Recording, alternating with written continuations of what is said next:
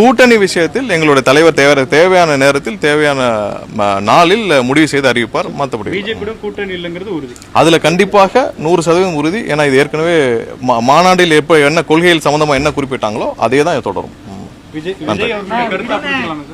விஜய் அவர்களுடைய கருத்தா புரிஞ்சுக்கலாமா? இல்ல, தலைவர் ஏற்கனவே இது சம்பந்தமா சொல்லியிருக்காங்க, இதை அப்படியே எடுத்துக்கலாம். கொள்கை கூட்டணியில் சொல்லிட்டு தாவேக்கு அறிவிச்சிருக்கு. தாவேக்கால அதிகாரப்பூர்வமா எந்த அறிவிப்பும் வரலப்பா. தேவாக்காவோட தலைவர் தம்பி விஜய் அவர்கள்ட்ட இருந்து எந்த அறிவிப்பும் வரல. அதனால யாரோ அதான் சொல்றேன், அதிகாரப்பூர்வமாக தம்பி அவர் தான் தலைவர், அவங்க கிட்ட இருந்து எந்த அறிவிப்பும் வரல.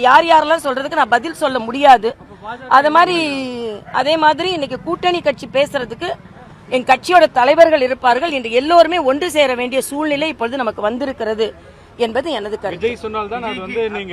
இல்ல இப்ப அதாவது இல்ல நான் என்ன நினைக்கிறேன்னா, இப்ப கூட்டணி யாரிடம் பேசுவது, எப்படி பேசுவது எல்லாமே எங்களது அகில பாரத தலைவர்கள் முடிவு செய்வார்கள். ஆனா எனது கோரிக்கை என்ன என்றால், இந்த திராவிட முன்னேற்ற கழகம் அப்புறப்படுத்தப்பட வேண்டிய ஒரு ஆட்சி.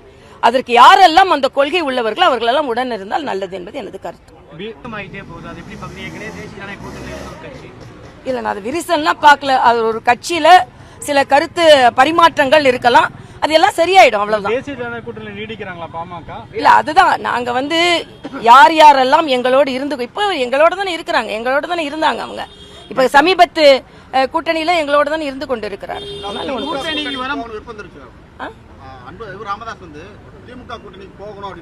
சரி, பெரியவர் ராமதாஸ் போய் கேட்கிற கேள்வி எல்லாம் என்கிட்ட கேட்டா எப்படிப்பா? அதனால அவங்க கிட்ட கேள்வி கேளுங்க. அவ்வளவு என்ன ஒரு கட்சியை பத்தி நான் என்ன சொல்ல முடியும்?